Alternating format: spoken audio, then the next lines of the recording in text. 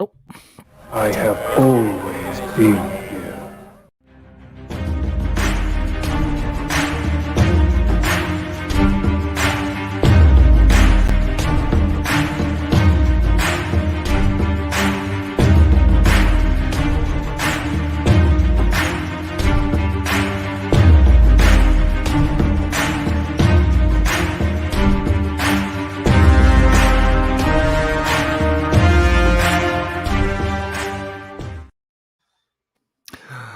good evening, ladies and gentlemen, geeks and nerds and ambassadors, Trekkies and Trekkers, and just geeks of all sorts, and welcome back to the ambassadorial wing.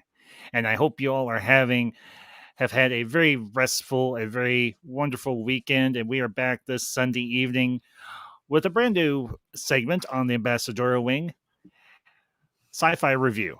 And over the next few weeks, I have got my good friend, my fellow ambassador. You know him, you love him. He is a jack of all trades, but by no means a master of none. Brian, the master of none.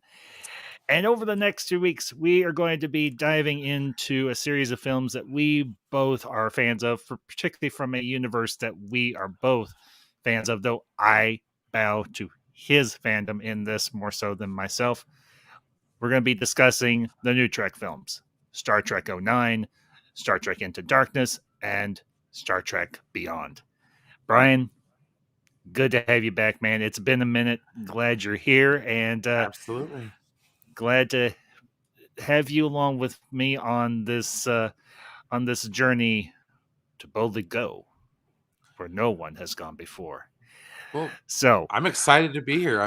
This is going to be talking about something that I thoroughly enjoy. I remember the day I bought the movie ticket. I took a friend that's never watched a Star Trek movie a day in her life, and mhm, she enjoyed the hell out of it, and it got her into wanting to watch other Star Trek properties.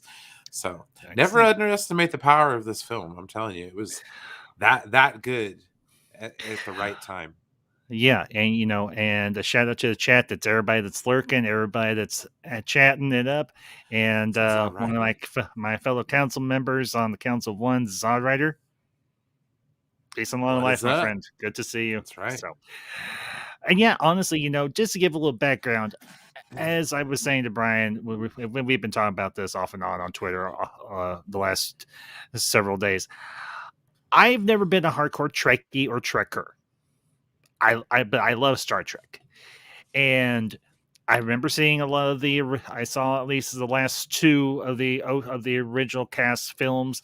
I saw all of the Next Generation films.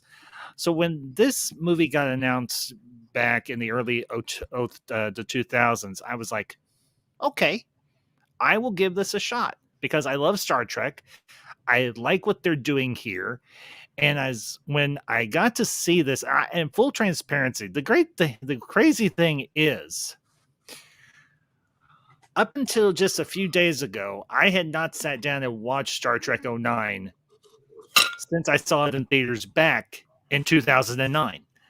I had seen clips of it on TV or on YouTube or whatever, but I had not since just sat down and watched it straight through. And I have to say it, I forgot just how entertaining and funny and insightful and thought provoking this movie is.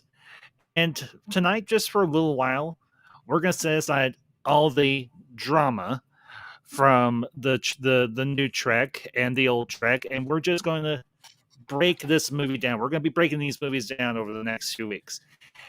And Brian, you are my guest. I'm your host.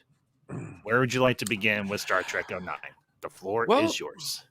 I think we could start with the desert, really. And the desert meaning, well, one of two things. The first scene of the movie, and two, just kind of the state of Star Trek at the time. In 2009, it Mhm. was rather dormant. One would say not dead by any stretch, because you know how Mhm. studios like to, find an IP and, you know, s- throw it out there and get her going. Mhm. But this one was kind of special because I think I heard it once in the director's commentary for First Contact, where Brandon Braga, one of the writers of the show, who went on to be one of the showrunners slash writers for Enterprise, which was the last show on TV under the Berman era, which kind of ended, I think, 2004, 2005, sometime around that era. Mhm. And he said that what we need to do is do some kind of like a prequel with what Star Wars was doing at the time, because they made it in the early 2000s, where like the Mhm. prequel trilogy was kind of, it was there and it was going. So like just the that I look at Star Trek like a snow globe where all the snow had settled, and Mhm. it was just sitting there, and I think what they did with JJ Abrams and everything like that, uh you just shake it up real good, and that's kind of what this movie did. Is it shook up the stale snow globe. One thing I will say right off the get-go, and that I love about these movies in particular, is the Mhm. Michael Giacchino score. Yes. Kills it. The just the da, na, na, na, na, na. It gives me like Mhm. the freaking like goosebumps every time I hear it. This is going It's back almost Mhm. 20, 10 years.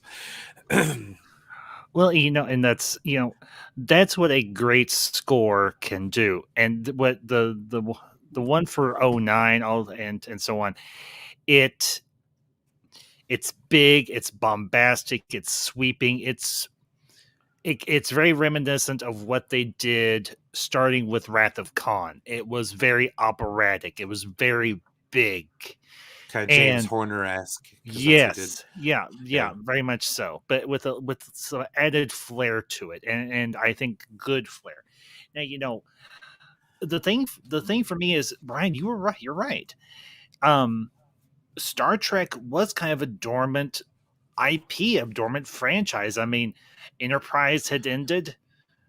Voyager had ended a few years before that. Deep Space Nine had ended a few years before that. The last movie to come out was Nemesis, and Kind of petered out after that, just kind of yeah, honestly, now I will say this: I enjoyed Nemesis immensely. I thought it was a very solid movie, and I had hoped that they would have done more, but unfortunately, they didn't. So, but with this new track, and I was still.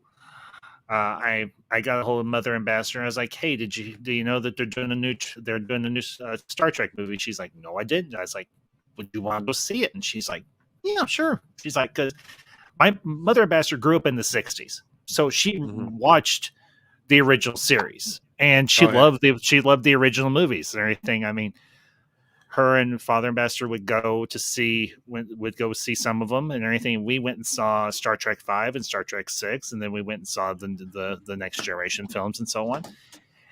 And we left, and I was like, I think that's a good step in the right direction if they're going to do something new with this. She's like, yeah. She's like, obviously they had old Spock, or Spock Prime as they called him here. They had Larry Nimoy back for this, but they had this brand new cast. And I will say this: I think what Star Trek '09 did in comparison to what Ghostbusters Afterlife did was a passing of the torch that was done the right way in True. a lot of ways. Not to go into off on a big tangent with Ghostbusters Afterlife, but I Well, think not to crap on Generations either.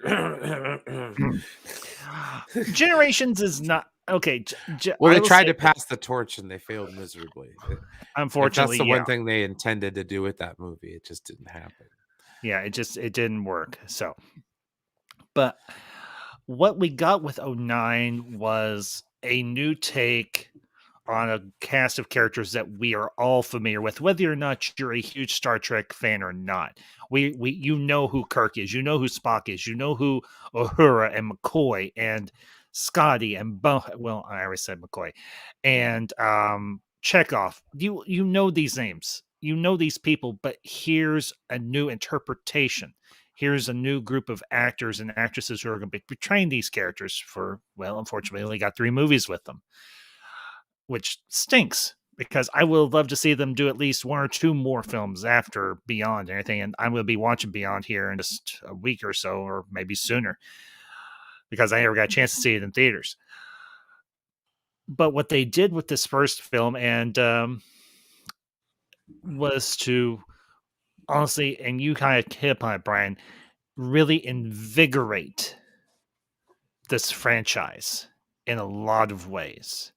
Breathe new life into this, but also pay homage to what had come before. Because obviously we had Leonard Nimoy come back, and I was doing some research, and I watched a lot of the several of the special features for '09 and everything in preparation for our discussion tonight.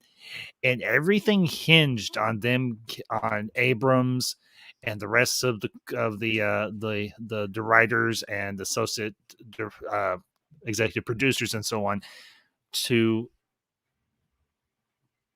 give enough of a trail for Nimoy to say, yeah, I will come back for this. And Mhm. thankfully he did come back. And the thing that I loved watching the special features is there was a real sense of camaraderie with the cast. And you saw the relationship between Zachary Quinto and Leonard Nimoy in those behind the scenes featurettes and everything. And it was very genuine. It was very real. None of it felt fake, Mhm. honestly. Yeah. And now the thing I want to get into in particular, one of the things I want to get into with the movie itself, is it's dealing very much with the back history or the backstory of who Kirk and Spock were as young men. And obviously it opens that way. In particular, it opens with the birth of James Kirk, and then they flash to Vulcan with Spock as a young boy. Mhm. And this is the first time we're getting and obviously we have Kirk, Jim Kirk, stealing that I think it was a Ford Mustang and running off with it. And then you see Spock on Vulcan going through Vulcan's school, and these other Vulcan children come to him, and they're just absolutely brutal to him. Well, uh, one thing I wanted to touch on that Sure. real quick Please. before we get going too far. Yeah. Okay, so the opening scene where the USS Kelvin Mhm. interacts with the Narada. Yeah. First off, can I say I love Eric Bana Yes. Yes, you can, and I will too. as Nero? He was amazing. And I also Yes. think he did a pretty decent job as Eric Bana or Bruce Banner as the Hulk in Hulk? 2003. Yeah. Yeah, I like this Mhm. Hulk movie. It was good. It And not wasn't only bad. that, Yeah. Jennifer Connelly. Who doesn't like Jennifer Connelly? Come Yeah. on. But anyways, we get Thor in that scene. Uh Yes. Chris Chris Hemsworth. Hemsworth is George Kirk. Mhm. Uh Jennifer Morrison is Yep. his mother. Um, Emma Swan from Once Upon a Time. mhm. And Yeah. yeah, no. So just that opening scene right there gives us the variant, because that's Yes. not what happened with, Captain Kirk growing up. So we right off the bat, we're introduced to an alternate timeline. And Yes. that, we call them the Kelvin timeline because, the USS Kelvin was the ship that, interacted with the Narada, which kicked off this whole universe. Mhm. So that right there, I think is what is the catalyst for a lot of it. So it leads to Kirk being a little ruffian, stealing his stepdad because he wouldn't have had a stepdad, Mhm. his car. Um, and CGH brings it up right there. Mhm. One thing I will say about these movies is that they injected pop culture, and it's the first time you've ever seen product placement in a Star Trek movie, but it actually works. Budweiser. Yep. Yes. Well, Well, the go ahead. engineering is the brewery in Southern California. So I was And like, here's damn you. when I was watching the making of for this, and they made that they had that reveal, and they discussed the fact that they used the Budweiser Brewery in Van Nuys, California. I was like, son of a gun, I didn't even realize that. But you know And what? then you watch it again and it looks like Vats. You're like, yeah, kind of looks like a brewery.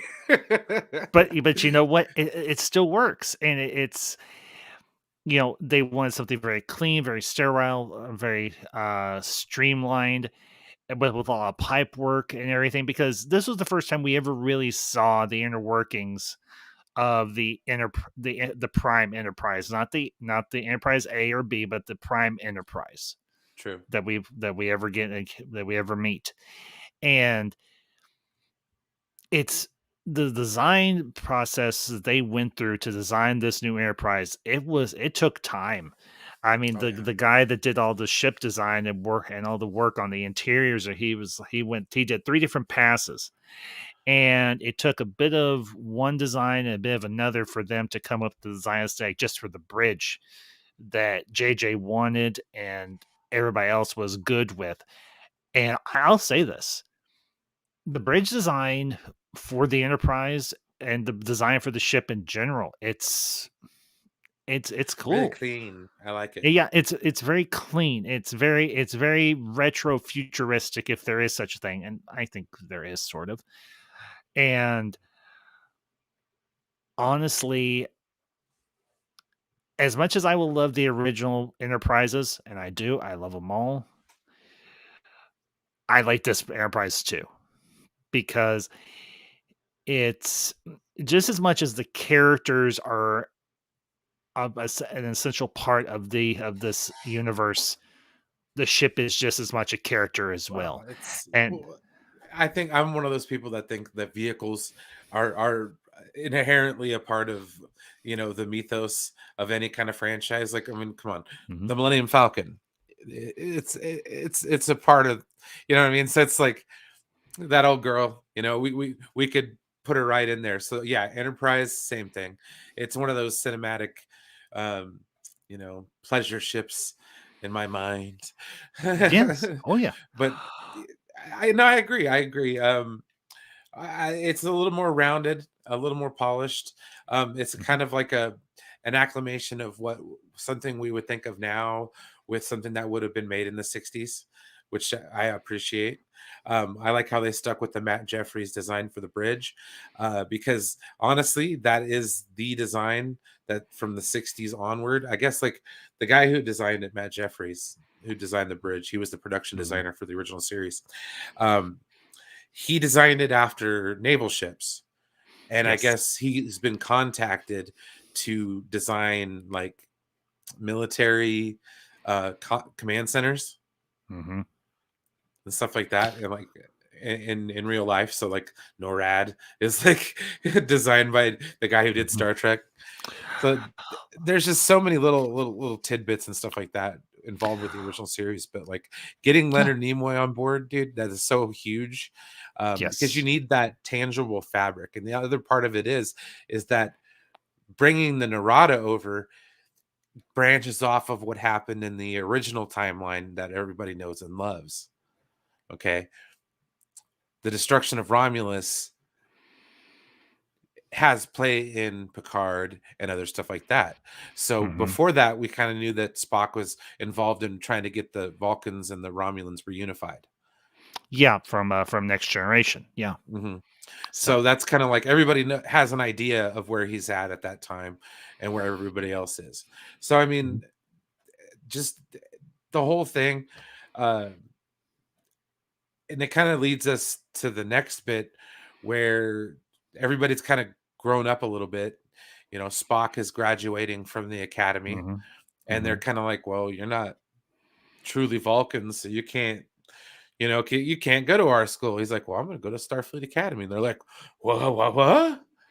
So it's, Well, the interesting thing is, um, they actually accepted him into. If you remember, Brian, they actually accepted him oh, that's into right. the Vulcan. He turned, but they He said turned. something He about his turned. Vulcan mother. Yeah, yeah. Yeah. He turned them down, and he decided to go to Starfleet Academy. Well, because they said he And basically had a disability because of his mom. because he's half human. Yeah. Winona And Ryder. yeah, and you know, I will say this. I thought her performance as Spock's mother, it was solid. It was good. Yeah. I Yeah. thought she did. I think she did a good job. You know, I know Winona Ryder had some trouble back. I think like in the late '90s or early 2000s or whatever. But you know what? I think we can all say we've done dumb stuff. So who are we to cast stones on her? And Yeah. just look Let at her he who is performance without sin. and then cast the first stone. Exactly. And I want to send a shout to the chat, PLK Entertainment. PLK, it's good What to see you, up? man. Says, hey, Ambassador, hope you're doing well. While it's a step down from old Trek 09 is entertaining on its own merits. And yeah, PLK, I wholeheartedly agree with you. I don't think it's necessarily a step down, but it does. I will most definitely agree. It does stand on. It is entertaining on its own merits, and yeah, doing just fine here, man. Yeah, Hope you're just like doing a well. step to the left, you know. Yeah. Well, and, you know, here's the thing. Abrams was tasked with doing this film by Paramount. I mean, granted, he had been working with Paramount for a while up until this point, with Yeah. like Super 8 and Cloverfield and so on, and he had been relatively successful. Now, granted, he didn't direct Cloverfield. I think he was one a producer, executive producer on it, and it was Matthew Reeves who actually directed Cloverfield. But he had done some relatively profitable films for Paramount, and they were like, okay, let's see what else this guy can do. Can he make Star Trek viable for us again?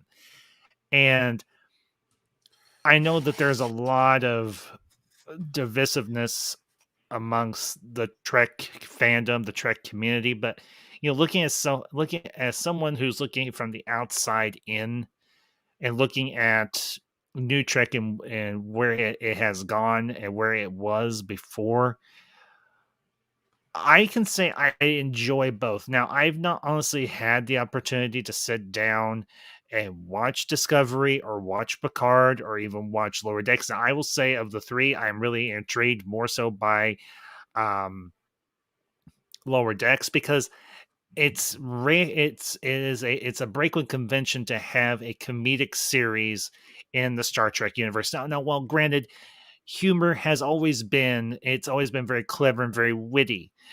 Star Trek has. You've never had a purely comedic series or even an animated series. Well, no, that's not true because there was the Star Trek series the back in the I think the 70s or 80s, Mm-hmm. but something more modern. So, Yeah. Yeah. but I honestly I'm willing to give Star Trek a chance and not be as closed-minded because here's the thing, the man who created the universe, and yeah, he had his own personality issues and his own personality flaws, that being Gene Roddenberry, of course. But he had a vision of what humanity could ultimately strive for in the future. He was first and foremost a humanist. Yeah. Grant, and again, like I said, flawed. But Yeah. he had But he we'll had a never great get there if you got a closed mind, though. That's like the exactly. Yeah, exactly. So, and I'll bring up CJ's comment here real quick. I've got some weird space series about human origins, but as far as I know now, Star Trek is a prediction of what is to come. CJ, I certainly hope so. I doubt if it's I'll live to see definitely a it, but future to strive for. But yes, it is. And you know, the interesting thing was, and somebody made this remark in one of the segments on the special features. The year that Star Trek '09 was released was on the 40th anniversary year of the Apollo 11 mission to the moon. it is true. And I say this, I'll say this and then I'll address your question, PLK. I am somewhat saddened because I almost have the perspective of Q in his opening monologue to the crew of the Enterprise in Next Generation and Encounter at Farpoint. And when he goes on that absolutely, I think, very eloquent rant, I think it's very timely for considering the time we are living in. We fight over the meager resources of our tiny world. We squabble over um, pagan god images, though I do have my perspective on that. But at the same time, I can understand where Q is coming from, and we act very petty and very childish and very small when we could in fact be striving for something better, and that's ultimately what Star Trek is all Yeah. about. So, PLK, to answer your question, what are my thoughts on Discovery of Picard? I've not actually had the opportunity to watch either series, so I really cannot give a critique on it one way or another. So, Brian would probably be the person to address that question too, because he has watched both. So, Brian, Oh I'll let you yeah. give you. Yeah. I have no problems with the new stuff. I mean, yeah, it has its ups and its downs, but Mhm. overall, I think it's kind of capturing a lot of the old spirit. It's gotten better since the company re-merged. One of the things about this movie, and a lot of Star Trek fans will know this, um, Mhm. the way it looks, it's contractually that way, because the films were owned by Paramount Movies at the time, and the television shows were owned by CBS. So, like, in order to use likenesses from the television shows, they couldn't. So it had to look 25% different. That's why the Enterprise looks different. That's why the uniforms look different. Yeah. So, uh, once they fixed that, though, the TV shows have gotten amazingly better, and they did one of the best things they could have done with Discovery, and they should have did this in the first place, is they basically put it 900 years in the future, Yeah. to I've where heard a it lot. Mhm. can't interfere with anything that anybody has, pre-established notions or anything like that. Mhm. So I mean, they're good shows. I mean, you just kind of have to give them a chance. That's kind of the way I look at it. Mhm. Especially, you know, if you've been waiting them out a little bit. Maybe the first couple seasons aren't your cup of tea, but I guarantee you season 3 and 4 of Discovery are pretty solid. Well, Picard, it needs a little bit of time, but I'm sure it'll get good. So yeah. well, and here's the thing with me, and I kind of I'm on a similar trajectory with everything with what you're saying, but it's in terms of Star Wars. I wasn't a very most people know I'm not a fan of the sequel trilogy whatsoever. And but I was willing to give the streaming series and other things that they have done in the years after the sequels a chance, and I've been very happy and everything with what they have done. And I'm not saying that just because I'm trying to put a positive spin on this. Now, I've had my critiques of new Star Wars. I did not care for Bad Batch. I found it boring. But as far as the live action stuff, The Mandalorian and Book of Boba Fett, they for me have been very entertaining. They've been thought provoking, and they've been, I think, a good addition to the franchise. So, but getting kind of back into the discussion of Trek '09, they had a very daunting task ahead of them. JJ and the people that were working with him in trying to breathe new life into this old IP that hadn't seen any love or the light of day for a while now.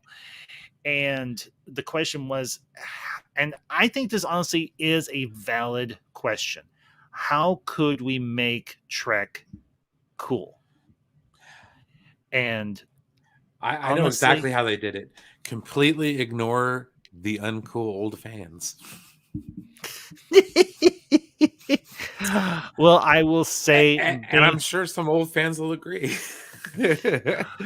well, but here's the crazy thing too. The funny thing was they had a lot of respect for the old fans, for the old fan base. They wanted to pay respect to what these people had seen years before. And but they also wanted to bring their own thoughts and ideas into this franchise. Well, So, exactly. Well, I'm just saying, like, it's mhm, very hard to please an established fan base mhm. like Star Trek. especially when we want to talk about toxic fan bases and stuff like that. Like Mhm. Star Trek is one of the originals. Like Unfortunately, it's yes. it's like literally the reason why chat boards on the internet exist. It Mhm. was groups of people bitching about Star Trek. Mhm. Um, Rick Berman, when he was talking, this is on the Next Generation special features and stuff. Mhm. Uh, it's he said that the internet was made on two things: adult entertainment and Star Trek, because it was fan sites in the 90s, chat rooms in the 90s, so it was people bitching and complaining and all that kind of stuff. So Mhm. yeah, no, it's so ingrained in the culture. So just the fact that they impressed somebody like me, who was a fan of like Next Generation era Trek, they did a very good job with that daunting task. Well, and then like as far like getting back to the movie again, Yeah. uh, we go to the bar where Kirk is Mhm. introduced to Bruce Uhura Greenwood as and Captain as Pike or Admiral as Pike. Captain Pike. He's captain in this one, I think. Uh, but Pike. yeah, he's captain. Yeah, he's captain. Yeah. He's admiral in Into Darkness. Okay, that's right. And Yeah. Mhm. but yeah, it was crazy. You get to meet Uhura, played by Zoe Saldana. This is like right what was this before Avatar, right around Avatar, and Actually, it was right around Avatar because I remember Avatar was one of the first movies I saw with my now ex-wife. So yeah, and it was a few years before she would put on green makeup, much like one of her co-stars in this for Gamora in Guardians Volume One. So, but yeah. So anyway, go ahead, Brian. but yeah, so th- all of that introduction, and we got the product placement from the beer, and the challenge for Kirk to get off of his ass, so to speak, and do something with it, which is to join Starfleet, give himself a cause, a purpose, which I think everybody needs that in their life, and I'm glad that Pike has happened to be around at that time to take care of things. So that, and then we get to see the Enterprise getting built, which Oh is yeah. inaccurate because it was built in space, but that's neither here nor there. Uh, Well, and here's go go ahead. ahead. Well, we get a taste of the Academy as well, but we'll talk about that here in a second. Yeah. Go ahead. Well, the thing I was going to say is maybe they started the construction on Earth and then it eventually got moved into space when it got to a point where they could no longer do anything on the ground. So we might be seeing the beginning, the initial stages of the construction of the Enterprise, but then it did move up into a orbital space dock. Uh, that's just a theory of mine, much like a theory that I put out last night. But that's, like I said, that's neither here nor there. But yeah, you mentioned the fact that we actually get to see at least a little bit of the crew at Starfleet Academy, and of course the now infamous overriding of the Kobayashi Maru. And Eating an I apple. him he, and I think that honestly I think that was nice. That was a great callback because I when he's sitting there eating the apple and I can't help but hear William Shatner's classic line from Wrath of Khan: I don't like to lose. Yeah, yeah. I don't like to lose. Yeah, and honestly, but and of course he's staying there before this tribunal and all the cadets are there and he's like, I believe I have a right to face my accuser, and then guess who's the accused? The accuser, Spock. Like a really great way to kick off a lifelong friendship. Right, But right. amazingly it works itself out. And I have to say this. I I really like the dynamic of showing of the fact that they focus this movie around Kirk and Spock for the simple fact that we meet Kirk and Spock later on in their careers in Starfleet. So, True. And to and get to see him so young is nice. And not only that, but yeah. with Dr. McCoy as well. Oh yeah, It's always Bones. been considered a triumvirate. Like those Yes. three are the three that held up, Star Trek in a lot of people's opinions. So Well, yeah, and here's the thing. The movies usually did focus around that trio, but everybody else had their moments too. And just shout out to the chat, just George. George, hey, good to see you, right. bud. And he says this was actually my introduction to Star Trek. Well, George, I would say Awesome. it's not a bad introduction by No. any stretch. But yeah, Mission accomplished. yeah, you're now a Trekkie, Welcome. and welcome to the club. Well, Brian's more official Trekkie than I am. I'm casual Trekkie. He's hardcore, which is I'm okay. not one of those gatekeepers though. There's a lot of that going on. Sadly, yes, You unfortunately. can like any part of Trek. I don't hate you for Right. it. But and Brian, you hit upon a good point, because, and this is something that I think it was Nicholas Meyer that made this comment in the commentary for Wrath of Khan. Spock is pure logic, Bones is almost pure emotion, and Kirk is somewhere in between. Yeah. And it's because of the three of them working together that they're able to work through a lot of the situations and dilemmas that they get themselves caught up in. And you kind of see that here in Trek '09, but you also see you also get the voice of Uhura and of Chekhov and of Sulu trying to work this out, particularly after Pike gets taken by Nero, and he's aboard the Narada. And there's this wrestling of power between Kirk and Spock, because at this particular time in their association, Kirk's very adversarial, because he's like, he got a massive chip on his shoulder because his father's dead, and he's been rebelling all these years, and he kind of has an issue with authority, even though he wants to be in a position of authority. And with Spock, he's wrestling with the dichotomy of the two halves of his person. He's Yeah. half True. half Vulcan, half human, and it's interesting that he asked his mother, "Should I undergo the Kolinar um, discipline?" And we know what that means, to purge all emotion. But in a way, it's good that he never does, because it robs him of, I think, the best parts of himself. Because I think his mother would want him to embrace his human side, and even his father Sarek says as much.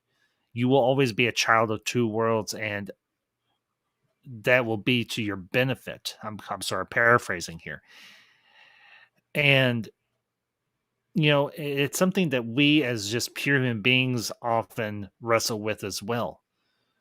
Do we just deny the emotional side of ourselves and just operate on pure logic and reason? You can, but you're denying half of your humanity. So you need both aspects to be a full, functional, rational, stable individual. And I think what we have in this movie is, we have obviously Kirk and Spock, but we also have Nero.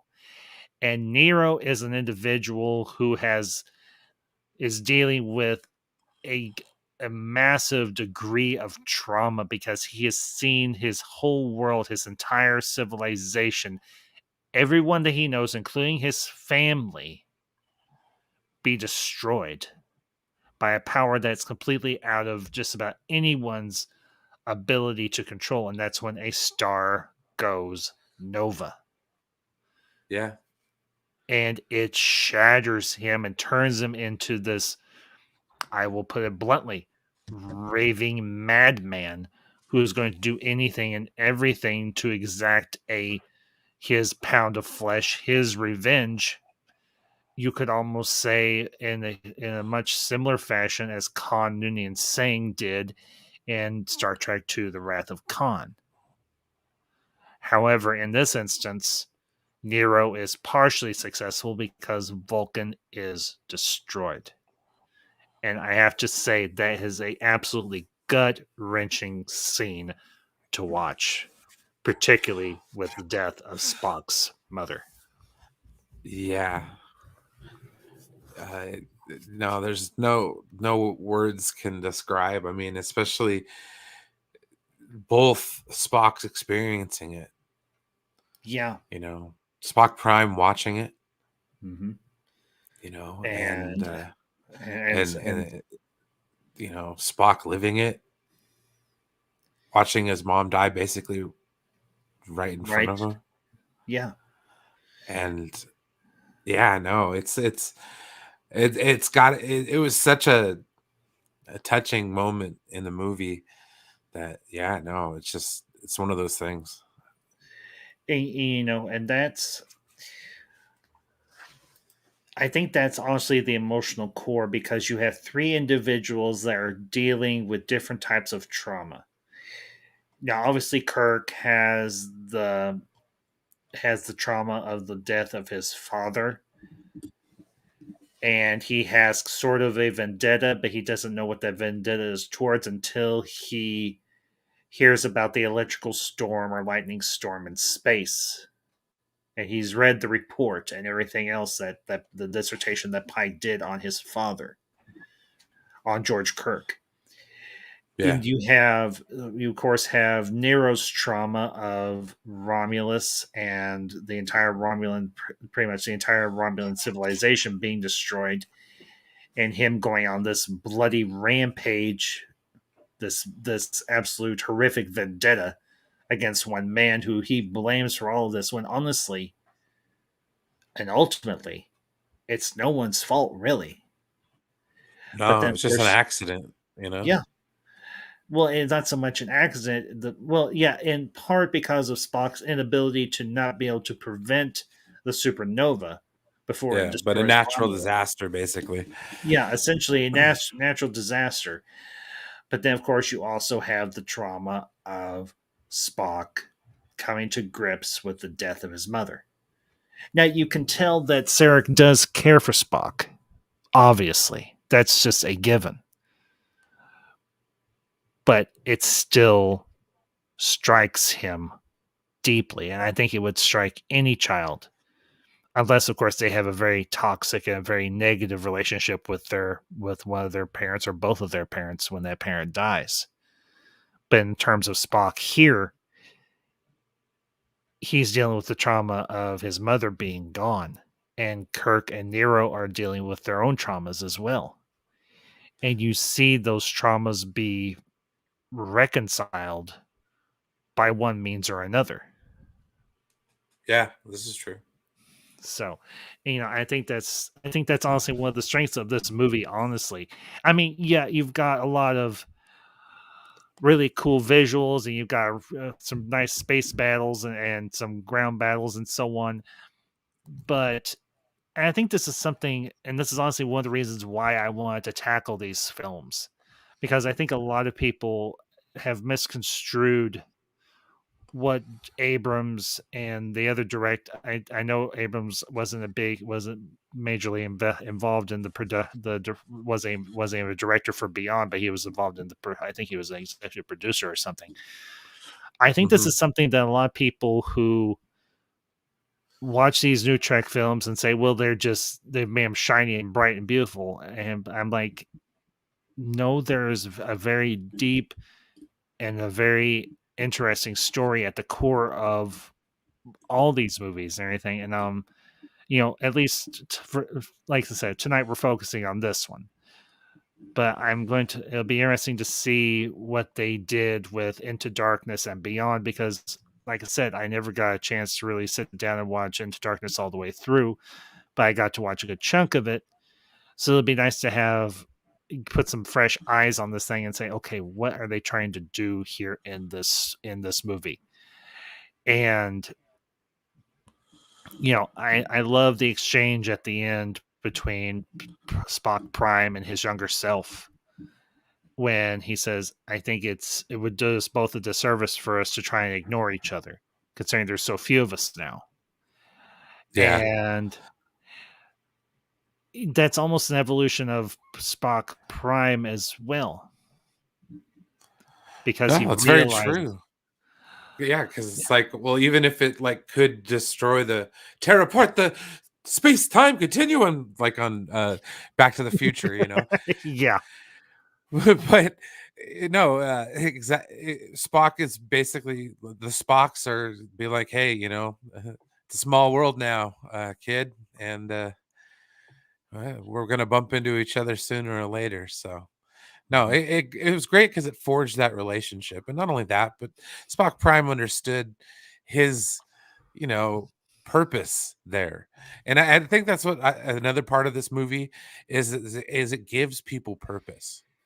Because in the beginning, it's like people are kind of just drifting around, like even Kirk, Spock's kind of drifting, everybody's just kind of, they're doing something, but they're not doing something. Like even Scott, like when we see, Scotty.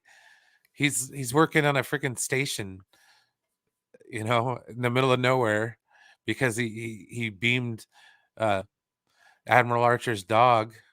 Uh Porthos probably like the third or fourth, I imagine. But yeah, so I mean, and I love Simon Pegg as Scotty. I Mhm. think that was one of the best casting jobs possible. That's the one thing about this movie is that they banged it out of the room with the cast. And it's Mhm. crazy because it's like a discovery. Like Chris Pine, he was in a couple of movies before he was in Star Trek, and I think Star Trek helped his career tremendously. Oh yeah, Uh, I'd you agree. know, So Zach Quinto, same thing. yeah, Everybody on that show, just yeah, yeah. I mean, and I want to send a shout to the chat. Benson's good to see you, bud. Appreciate you stopped by. He's like ambassador. For me, nothing comes close to Wrath of Khan. And dude, I wholeheartedly agree with that statement. He's like, I actually watched out the reverse story in Abrams' version, and he's like, hey Brian, and hey, Benson, here's the thing: if you didn't care for Into Darkness, you're not gonna get any shame or anything from me here. You know that by now. If you didn't like it, you didn't like it. That's your take on it. I mean, I'm gonna at least I give. agree, Benson's. And yet you're coming here tomorrow next week to discuss the movie with me. Yes, you haven't watched it all the way through, right? No, I've not had the Okay. opportunity. So, Mm, mm. but but Have you watched I Star Trek? am, You've seen Star Trek 2, right? dude, really, Okay, really, I'm just making sure. Just making sure. dude, dude, Just making really. sure. I think you were here for when I did my review of Wrath of Yeah, Khan, I and was. I was. I'm just I know kind of easing you into it a little bit. That's what friends I do. am aware of what they did in the terms of the reverse, where um Kirk is the one that's on the verge of death, and Spock is the one that saves him, and yada yada yada. I know about all that, but for me, what I'm looking for is what do they bring that's new, the new ideas, new concepts, new discussions, True. um, from that film. Not so much what did they potentially copy or whatever from a previous film. And I'll bring up your comment here, Benson. Just give me a second. It felt like a gut punch when Abram reversed the most amazing storyline in Wrath of Khan. And hey, Benson's, I can get that. I mean, I've had, I like I said, I've had my issues with some of the stuff that Abrams has worked on. Sequel trilogy, but again, I'm not gonna sit here years after the fact and still have a beef against the sequel trilogy. I have the capacity to move beyond that discussion. It's, to me at this point, it's a moot discussion. It's been debated ad nauseum, much like some other Marvel What things. Ifs helps. So anyway, but honestly, what I appreciated about Trek '09 was, as I mentioned, it was this whole issue of resolving traumas. And at first I didn't catch on to that, but after watching it again like I did earlier this week, um these elements in the story came through clearer. And honestly, I was like, I see what they're doing here, and I appreciate the story that they're trying to tell. And for me, it was a very entertaining and thought-provoking discussion. And also, as you said, Brian, they were trying to the characters were kind of milling around with no clear purpose except for Spock, who was working at Yeah. the academy.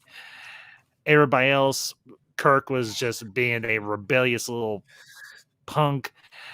Uhura and Scott were off doing whatever they were doing. Bones, well, as he said, the wife took the whole planet. All I've got left is my bones. He Yeah. was pretty much the academy was his only option. So, and want to shout to the chat. Price is Right reviews. Price, good to see you, man.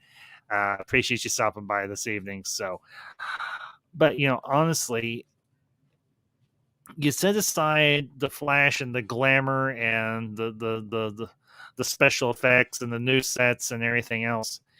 And this movie, it does come down to the exploration or the examination of the human condition. And that's what a lot of the people who worked on this movie said. And that's what Nimoy had said in the interviews that he gave for the making of for this film. And he's like, they got it. They understood what made Trek great, what made Trek good. And you can see that on the screen. You can see it in the interactions between not just Kirk and Spock and McCoy, but also between Uhura and Spock. And honestly, I thought that was actually a really cool new dynamic they put in there. The fact that Spock had a girlfriend. Yeah. I Yeah. I love that Absolutely. idea. So, and I'll bring up your comment here, Price. Just give me a second, but I am a huge Trekkie because of my grandfather who passed years back. I personally thought '09 was okay popcorn thriller, but just felt kind of left a lot out. Left out a lot of what Trek is about for me.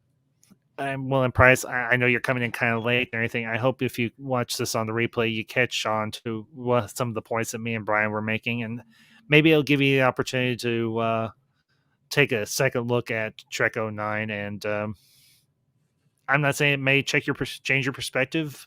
It may not, but I would say at least give it a second chance, if nothing else. So, No, but sure. I don't want to monopolize the conversation. Brian, anything that you want to bring up, my friend? So, No, I love the fact that we had Carl Urban as oh, as yeah, McCoy. Um, and you brought up the relationship between uh, the two, Spock and Uhura. At first, it was kind of like, what? They never had this relationship. What? But after a while, it kind of grew on you a little bit. They explored a little bit more in the second movie, which is mhm. which is really good.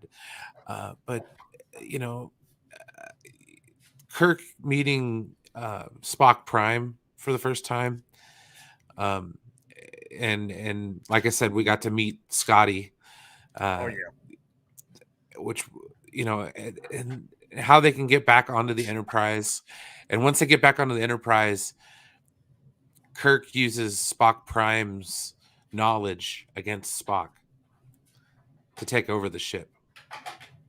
Yeah. And once they take over the ship, this is the one thing I do like about JJ movies. It's action, it's quick. Next thing you know, we're on the Narada.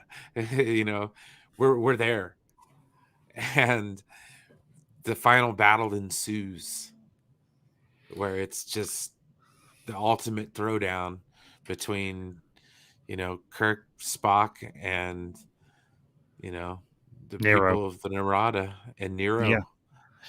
And Well, ooh, Spock beats the crap out of him. Oh, indeed. So, um, and I'll bring up your I'll bring up your comment here, Benson's. Do you think JJ chose her as Spock's girlfriend because she was the first black woman to have a screen kiss with Kirk in the original show? yeah, I imagine so. Potentially, I don't recall them addressing it, but it might have been in a segment that I didn't get a chance to watch. So, but Benson's, once I finish all the special features, I'll reach out to you on Instagram and I'll give you my thoughts there. So, and but yeah, maybe that is a possible theory. I'm not going to pretend to know exactly what their reasoning was, but it's a very distinct possibility. So, uh, and I'll bring up your comment here, Price. Just one second. So, um, I enjoyed the film, no doubt, and I liked a lot of the Homages. homages to the original series. Thank you. The biggest thing about Star Trek is, as you said, Gene Roddenberry's lear- learning the human experience with philosophy, lessons. Right. I got you. I got you, Price. So, uh, like the biggest life lesson I learned from Star Trek, and I'll check out the replay. So, but yeah, the thing for me is you have that verbal confrontation, which turns into a physical altercation between Kirk and Spock when Kirk gets back to the Enterprise, Mm-hmm. and Spock is questioning him and saying, "How did you get on this ship?" And Kirk is like, "I'm not going to tell you." And then Kirk just goes for the absolute jugular and is pushing him because he knows that they need to stop the Narada before it gets to Earth. Now, granted, it does make it to Earth, but he knows that. And Ben says, I'll get to your question here in just a minute. So, but Kirk realizes he still needs Spock to take on Nero. But at the same time, he also knows that he needs to push Spock not only so that he can gain control of the Enterprise, but also because I think deep down Kirk knows that that Spock needs to address this matter of his mother's death, that he is repressing it and it is ultimately bad for him. And I don't know if that's addressed any further in Into Darkness or even in Beyond and everything, but I would love to know.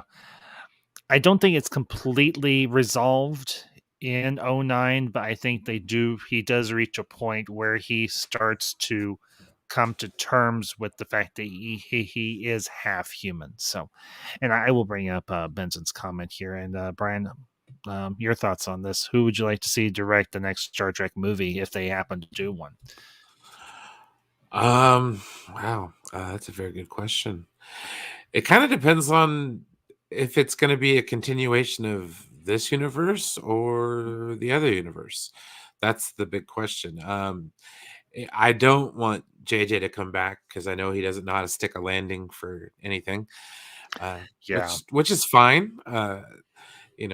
Somebody else would be nice, but I wouldn't mind a good send off for this cast and crew. But yeah, I just don't think like like money wise, I don't think it's going to happen just because when this movie yeah, was made in 2009, um it was easy to pay them nothing. But Yeah. now we're dealing with big stars, big Yeah. contracts. It would be really tough. So I don't know, man. I'd be interested in finding out more about like what type of Star Trek movie it would be before I'd want to see who would direct it. Yeah. I'm not very interested in like Quentin Tarantino, or like I wouldn't want to see like a Denis Villeneuve kind of over the top, just artistic Star Trek. I'm not necessarily looking for that. Um, Yeah. you know, So, but and yeah, honestly, I don't really have anybody in mind. I don't know where they would necessarily go with another Star Trek film, and I don't. I think Paramount needs to kind of continue on the trajectory they are on with the streaming series that they're doing, I because think they TV seemed is their niche. It's a lot better. honestly, I don't mind Star Trek on the big screen. I think it does better in the episodic form. So, and I do want to send shout out to the chat to another good friend of the channel, good friend of mine, Mr. Zach Leary. Zach, it's good to see you. And hey, Zach, that is a position that I most definitely share with you. It's not my all-time favorite Star Trek film, but it is up there. I love The Undiscovered Country. I absolutely, positively love it and everything. And of course, my all-time favorite, and it will be kind of obvious, but it is, of course, Wrath of Khan.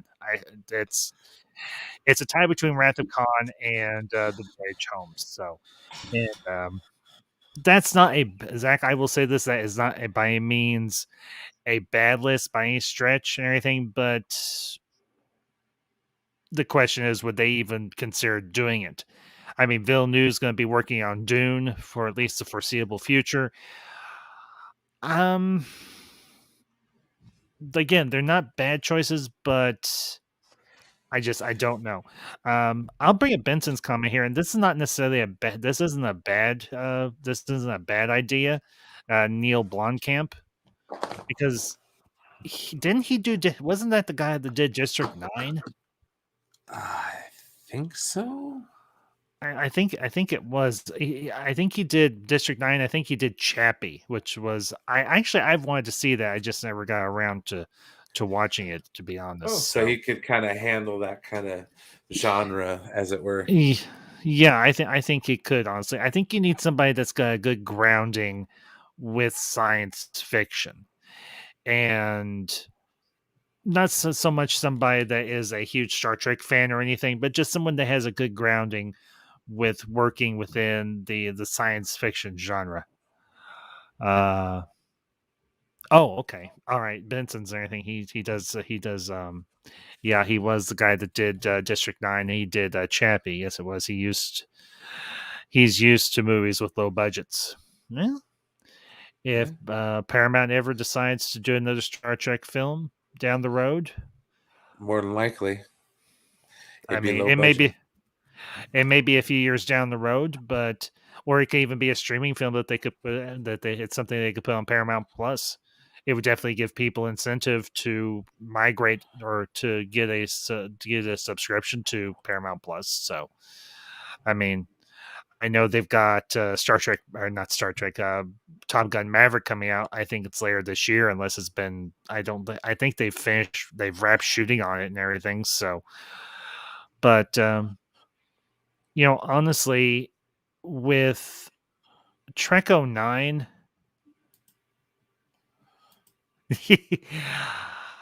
Zach, and I get what you're saying, but again, it needs to see. I think it needs to be somebody that has a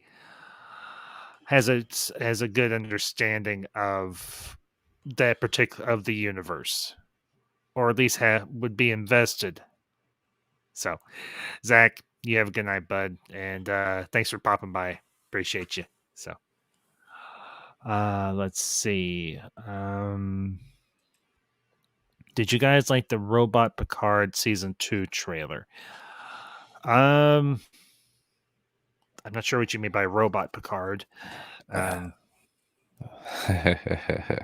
um, I guess that's a joke. It's gonna be fixed in season 2, dude. Just chill. We got this.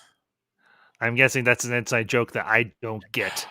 Okay, so I don't want to spoil Picard for potentials, but Hmm. um he has a disease. He passes from the disease. They put his memories in a robot and Oh, in okay. a in an android. But but I think what he's lacking is his like soul. You know what I mean? Not like Hmm. his soul. And Yeah. we're supposed to have Q in the next season, and we're also supposed to get Guinan back. Well, that I did see because I did see the trailer for season 2 of Picard, and obviously Guinan is back. Whoopi Goldberg is going to be reprising her role as Guinan, and I'm gonna say okay with that. I mean, I I loved Guinan in Next Generation, so It was the to best get her thing I back, liked about Whoopi Goldberg. So there you go. yeah. As aside from some of her other opinions outside of Star Trek, yeah, I loved her as Guinan.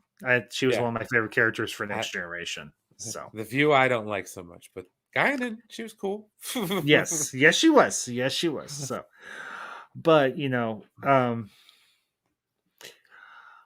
I will say this. I think I know there's been a lot of joking about a certain film aesthetic that J.J. Abrams is known for, and that is, of course, the lens flare.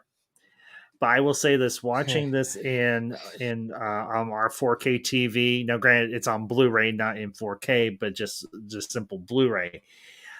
The lens flare isn't quite as bad, It's the camera shakes for me. is it? And then you watch the bonus features, and they're just sitting there like tapping on the desk, trying to make the camera shake. And I'm just like, God damn it, guys. I think he Well, goes more honestly, I think he goes more ham on the Force Awakens with the lens flares, if we're being maybe a little honest. bit, yeah.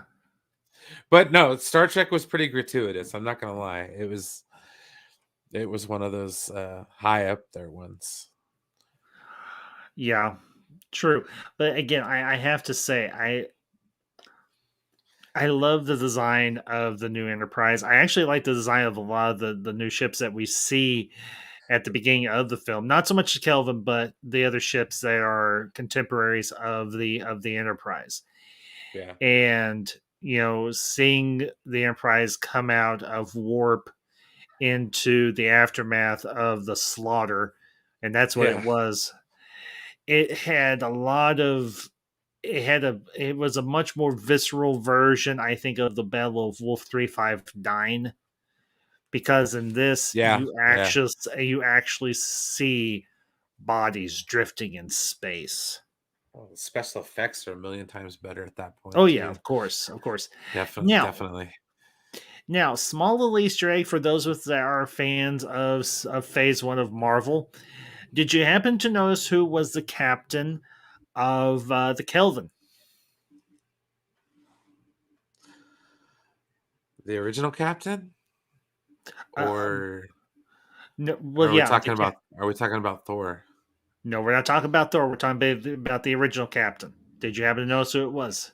Yeah, it was the Ten Rings guy The leader of the okay, it wasn't just me then. All right, from Iron Man. yeah, from Iron Man. So, hey, I'll bring it. Wow, I didn't even think about that until just now though. I was like, Yeah, oh, it was, wasn't it? Huh. yeah, yeah. All right, all right. He It wants him to was build a Jericho missile, but he wants the command codes to whatever the hell Starfleet. well, Nero does, yeah. Let's see. The lens flare is pretty cool for me. The movies were his audition pieces for for Star Trek, and those unforgivable sequels. I'll say everything. I'll agree with you with the Rise of Skywalker. That movie was awful, but uh, I think that was a whole mix of things. It was like overcompensating and untimely Retconning, deaths. Well, untimely deaths, and then yes. trying to fix things that had happened in previous movies. So, Well, yeah, it was specifically pretty. Yeah. a previous singular movie, not so much Well, Force if Awakens. they'd actually put their heads together and said, "Hey guys, we're making a trilogy, which means they all have to kind of line up with one another. Let's make sure our stories line up, right? Right? No, no, let's all do our own thing. Yeah, that's cool. Yeah. That works. No, it doesn't. But honest, I have to admit, I by no means hold a personal grudge against J.J. Abrams, unlike some other people on the internet. Do I approve of what he did with The Rise of Skywalker? Absolutely not. But at the same time, because I think it's an absolutely atrocious movie, but unfortunately, he was put into I think honestly, an impossible position. Yeah, there was stuff that they could have done, but I agree. Yep. The odds were looking grim. Well, I'll say this, and this is the only comment I'll make because I know this is a topic you don't want to touch, and I really I don't either. But I'm doing it more for comedic effect than anything. The Rise of Skywalker was looking as grim then as the Flash is now. That's all I'll say. That's all I'll say. That's all I'll say. Yeah, Move on. sounds about Moving right. along. Moving along.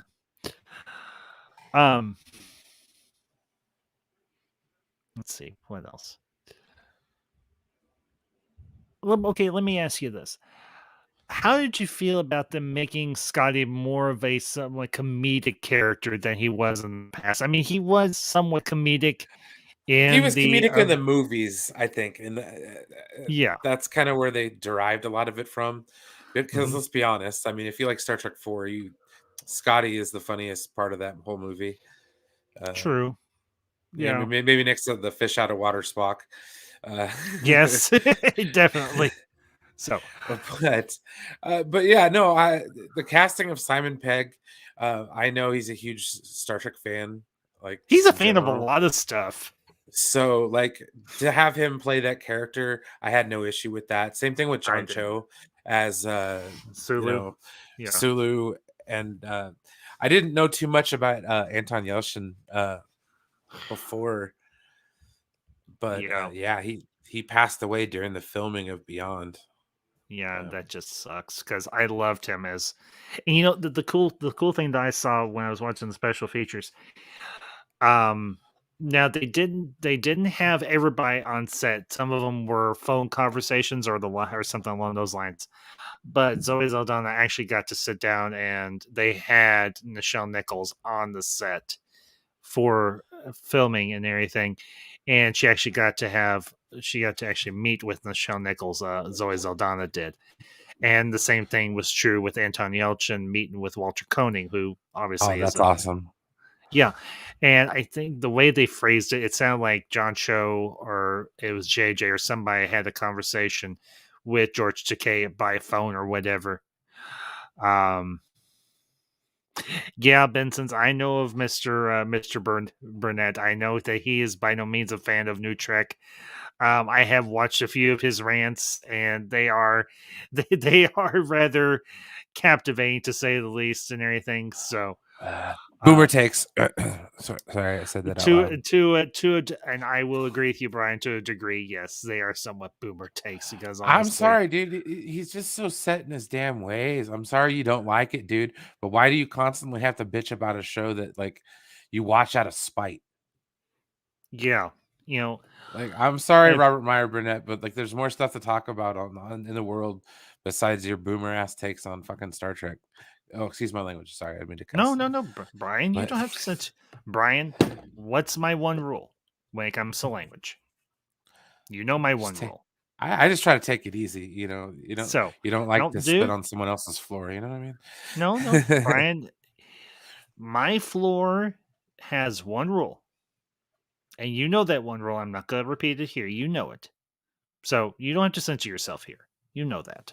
So no, but and here's the thing. I'm not trying to be deliberately pragmatic and just overly accommodating. This is how I legitimately am. Now, if I dislike something, all of you who are here or who will watch this on the replay will know I will give an honest critique. I will give an honest opinion. Now, I've said very plainly and very bluntly, I did not like the sequel trilogy. So I'm not gonna blow smoke up anybody's backside. If I say I like this movie, I like this movie. Do I like J.J. Abrams as a creative? Yeah, he's done some stuff that I did enjoy. I'm not gonna sit here and just crap on everything because he did one or two movies that I don't approve of. Because that's being intellectually dishonest and intellectually closed minded. And when you're talking about something that's as open and inclusive and as progressive thinking as Star Trek is, it's almost being. Now, I'm not saying that Gene Roddenberry was some great philanthropic, very open minded individual. He had his foibles, he had his faults, just like anybody else does. But at the core Yeah. of what he believed that humanity could strive for something better. And that's something that I think we all can agree upon. And that's something that Star Trek that has been an inherent part of Star Trek since its inception back in the 1960s, before any of us were born, except for maybe Benson's, obviously Robert Meyer Burnett. Now, Benson's, I don't know actually how old you are, so if I aged you older than you actually are, I do apologize. So, but here's the thing. Here's the thing with New Trek. I don't have a huge dog in this fight, but I'm not going to crap on it either. I'm going to give it an honest chance. I'm honestly going to try and give New Trek a chance. And as far as these movies go, okay, Benson's, well, then I've not aged you inaccurately because you probably were alive, or at least you were young and you were old enough to have watched Star Trek, the original series, in the years when it was running in syndication. So, but honestly, I don't have a great hatred or a great animosity towards New Trek. I will base my opinion on its merits. Was this a good film? Yes, I think Trek '09 was a very good film. And we've spent a little over an hour discussing why me and Brian feel it's an entertaining film. Yeah. So that's my little mini rant there. So, Brian, floor's yours. Yeah.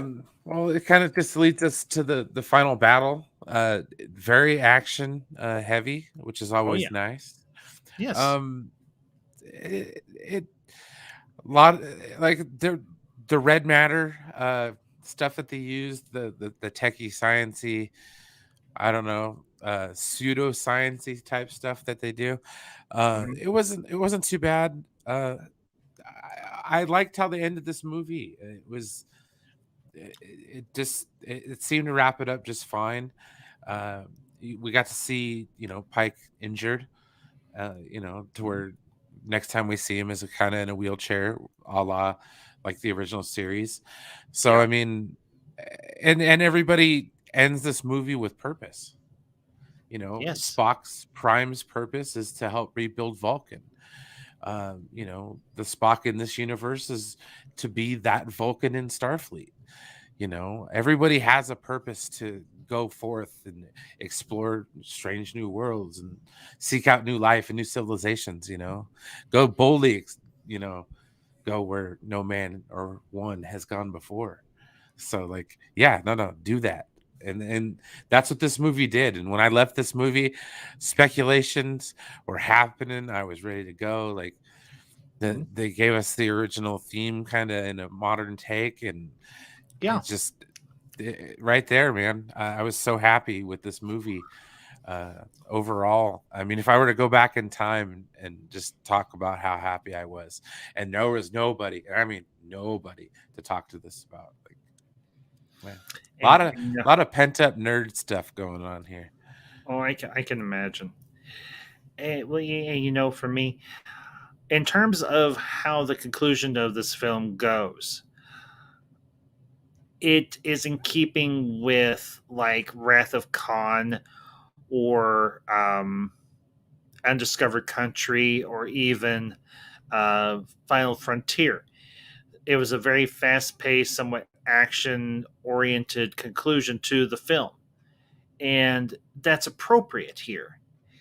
Now, granted, Star Trek doesn't lend itself to a whole lot of action sequences, but oftentimes, at least in three of the films that I just listed from the original series, and I think in the Next Generation films, that's also true.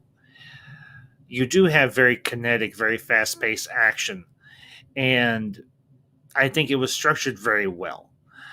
And it did have a touch of humor to it as well when the one Romulan is choking Kirk out and he's trying to talk and he's like, "I've got your blaster," or he's like, "I've got your gun," and then he blasts that one Romulan and the sucker falls off the platform and into the abyss. Kind And of reminded me of like Picard shooting the Sona or the Baku or the oh Sona. yeah, Yeah, the Sona from Star Trek insurrection. Insurrection. Yeah, just a little bit, maybe, just a little bit. So, but the one thing I did like was when Kirk and Spock get back over to the Enterprise, and Kirk is trying to give terms to Nero. And Spock is like, "What are you doing?" He's like, "Well, I thought you'd want to give him quarter or give him opportunity to surrender." He's like, "In this case, no, I wouldn't." And he's like, "Okay, then, Mr. Sulu, open fire at will." And he's like, "Okay, pucker up, Buttercup." Of course, Grant, I'm adding that line of dialogue. But if I had been Mr. Sulu or if I had been Mr. X, I would have been like, "Yes, Captain." And I would have left the screen on just for a second and said to Mr. Nero, "Pucker up, Buttercup." He might have been like, "What the hell does that even mean?" And then I would have just been like, click and fire. Fire everything. Yeah, that's what Nero says. He's like, Yeah. we are so screwed now. And It's like okay, and the classic trope of, well, how the hell are we going to get away from the black hole sucky thing? Oh yeah, I got an idea. Let's just dump all our warp cores and then detonate them. And of course, as always, it works. So, but yeah, honestly, that didn't necessarily bother me because that's kind of a trope of Star Trek. When in doubt, dump and detonate the warp core because it solves just about basically. anything. Yeah, this is true. So it's just a paying homage to that little cliche that's often done in Star Trek. Dump and detonate the warp core. But yeah, you mentioned Anton Yelchin, who did sadly die during the production or after the production of Star Trek Into Beyond. I have to say this: I absolutely, absolutely loved him as Pavel, and I loved every line of dialogue that he delivered. It was just it was delightful. He was so charming and enthusiastic and but also very no nonsense. And when they're trying to figure out how to beam Sulu and Kirk while they're falling through the sky on Vulcan, he's like, "I know how to do that." I can't do a Russian accent, but obviously I can Anton do that. Yelchin, I can do that, and he did it. Very true. Very But I true. did. I honestly, I absolutely, positively, I really enjoyed Anton Yelchin's performance as Chekhov, and how he almost said his name in a very James Bond esque sort of way, and how Captain Pike, Bruce Greenwood, Yeah, I will say this: Bruce Greenwood is by far very much a favorite actor of mine. The first movie I saw him in was Double Jeopardy with Ashley Judd, and he played such a jerk. I mean, Yeah, a complete and absolute jerk, but he was good in it. And then the next big movie that he did was obviously 13 Days. Another, and that's a historical drama where he plays Kennedy. And but I loved him as Pike in this. He was so good. I liked him as the president in the National Treasure. National Treasure Book of Secrets. Yeah, I Yeah, liked him in yeah, that yeah. too.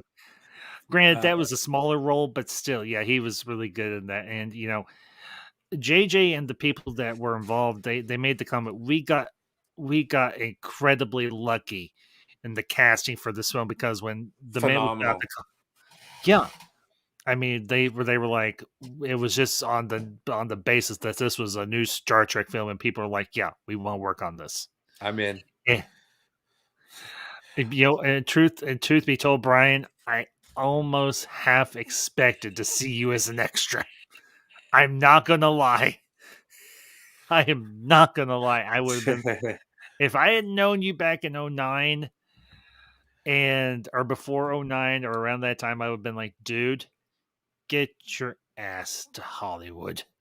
Right? That Be would have an been fun. extra in this film. That way It you would have can been awesome. well, especially since they had three three of the original cast actors on set. Yeah, that is true. And, of course, there's not many of them left now. I mean, obviously, Decay's still around. Obviously, Shatner is still around. Koenig and then Nichols is still around, but Ahura. I said Nichols, Nichelle Nichols. So, and I'll bring up Price's comment here. Um, I do love Chris Pine, how Chris Pine gave Kirk the personality Shatner spent his whole life doing. Yeah, he did, but he also gave it a bit of his own personality as well. He gave it its own spin and everything. And that was something that I liked that Chris Pine did. So, and shout out to the chat, a face I've seen before on other channels, but I'm happy to see here this evening. Son of a red shirt. Son, good to see you, bud. Good evening, all. Hope everybody's having a fantastic night. Just happened to see you were on. I thought I'd drop in, say a quick hi, and leave a like. Son of a red shirt, I do appreciate it, and Heck good to yeah. see you. And if you happen to see our mutual friend LDG, tell him I said hi, and hope he's doing well. I talked to him this afternoon and everything for a little bit, so I'll bring up Price's comment here real quick. For me personally, Star Trek First Contact will always be the perfect Trek for me. Yeah. Price, I can't say I disagree with that sentiment. That by far is one of my favorites. But yeah, so Brian, I didn't mean to cut you off. So No, I agree with that sentiment wholeheartedly. First Contact is the best, at least of the Next Generation films. yes, yeah, 100%. wholeheartedly. 100%. No, I like this movie just because it was a foray into Star Trek for a lot of people that weren't involved. Mm-hmm. I love the fact that it was cast with a bunch of people who were relative unknowns Mm-hmm. at the time, but now look at them. I mean, Chris Pine's in like Wonder Woman, and Mm-hmm. Zoe Saldana has been in two of the highest grossing films of sorry, what, three of the highest grossing films of all time Mm-hmm. with the Avengers and Avatar. So it's Yeah, like, I mean, you can't leave out Guardians. Guardians ain't no slouch neither. well, So yeah, with Gamora, like yeah, she's amazing, you know, and of course we're freaking. getting we're getting her back in Guardians Volume 3. So Oh yeah, so I mean, she's not done by any stretch playing Gamora, which is awesome. I'm looking forward to that. oh There's yeah. just so many things that I'm just so happy for. Like, as far as this movie and after it came out, that this is when I started my speculative stuff. Like I would look on like websites and be like, oh my god, trekmovie.com says this is going to happen, and I made the biggest mistake of believing them. So Yeah, salam, Mr. Bot. yeah, out. Bye bye, Bot. Bye bye. Heck yeah. Yep, yep. And you know Bye what? bye. I think somebody's going to get a wrench that deserves one. So hang on a second. There you go. Toss them out. Get them. So, But no. oh Lord, and here's another one. Gee whiz. Oh, excuse me. Sorry, guys. Oh, Had an Brian, early morning. I understand that. Been there, Oh, done that. Not fun. I do well, my car's been broken down, which is kind of like a double-edged sword. Okay. So like it sucks because I gotta get up early to go to work, but I'm also like walking and it's Oh, it's helping my back out quite a bit. hmm, And I've been losing weight doing it. So like I said, it's kind of like a double thing. Like it kind of sucks because you got to get up extra early to walk, but if the result, is I cut off a little bit of weight, in a time that a disease is taking out big guys, probably not a yeah, bad idea. indeed, indeed. So, So but yeah,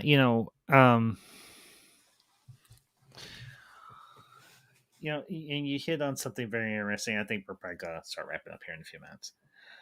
Um, Star Trek '09, for a lot of people, reintroduced them to this world and breathed new life into it. And for others, it was an introduction to a universe that I think a lot of people will enjoy. Because here's the thing: you can start here with Trek '09, and it's pretty much you can go forward, you can go backward, and everything else in between. And you can explore Trek in all its aspects, all its dynamics, from the campy but very well written original series to new Trek or current Trek, sure. and all the movies that came out beforehand, the original series movies, the next generation movies. This can be an entry point for a person into the world of Star Trek that may have never considered giving Star Trek a chance. So, and honestly, that for me is the beauty about them bringing these IPs that have been around for 40 or 50 some odd years back into the forefront of the public consciousness, even though they really have never left the public consciousness. Well, it gives it relevancy. Yes, exactly. That's the word that I was looking for. And thank you, Brian. It gives it relevancy, and that's the great thing. And I say this about J.J. Abrams in terms of Star Trek '09. You did good, son. Yeah. Well, Here, that's what I say. Like he can handle nostalgia. I feel like yeah, if he could do one thing as a director, he can handle putting nostalgia on the big screen. yes, I will agree with that wholeheartedly. And maybe that's where he belongs. Maybe that's his niche. Yeah. And that's not a bad niche to have. So No. anyway, Well, especially when everybody loves nostalgia these days. well, and that's something I may do a video on and everything in down the road, because with a lot of the stuff that we're getting being very much based in nostalgia, the question becomes: is it a detriment, or can it be a positive? So Uh, I don't know. I think we're starting to get into the detrimental territory, to be honest. maybe, or maybe it's on the other side. I think honestly, it depends on how it's handled. True. Is how it can be. I think it can be of a benefit. So, and I'll bring up Price's comment here real quick. I will say for '09 Trek, if the original Shatner series had the same suspense and thrill as this film did, Star Trek as a whole never dies. Yeah, Yeah, this is true. I I agree. kind of find the original series to be dated myself. Like I Yes. don't really I can't sit there and watch every episode of the original series. It's boring. It's old. It's what my dad would watch, you know? Like Yeah. so. Yeah. Very true. So, well, Brian, my friend, I think we're going to go ahead and, like I said, we're gonna wrap up for the evening. But hey, a good Hey, start. yes, So sir. so, Can't wait to um, discuss Into Darkness, man. This is gonna be fun. yeah, same here. And of course, me and Brian will be back next Sunday night, same time, 8 o'clock Central Time, and we'll be doing our breakdown, our discussion of Star Trek Into Darkness. So, want to thank everybody that tuned in tonight, and everybody that popped into the chat. And I hope y'all enjoyed me and Brian's discussion. As always, make sure you smash that like button, share this out with all of your fellow Trekkie or Trekker fans. And if you come across this stream and you did enjoy it, and you're not a part of the ambassadorial wing, hit that subscribe button, hit that notification bell, and check out some of my older content. And if you like what I'm doing, let me know in the comments section. So, but that all being said, folks, you all have a great night. We will see you next week. And of course, I will see you later this week. But until then, have a great week. Be ambassadorial. And until next time, these are the ambassadors. Signing off.